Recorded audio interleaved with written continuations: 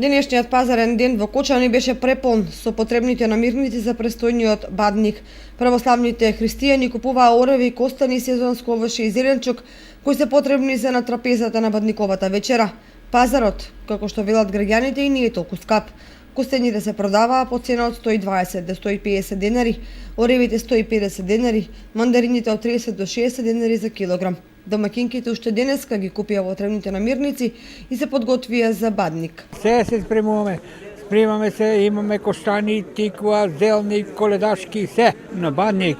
Постојално се става, коштани мора да има, вино црвено мора да има, зелник они стое, бобче, бамбони. Епа зелник, боб, сарми, сливи, компот, свареме од се по нешто. И се собира фамилијата, прекрстуват се и се деле колаче, некои колачиња посебно месат, па на секој по едно. Ораси, коштани, јаболки, кикирики, се што треба, зелник со семе, тиква.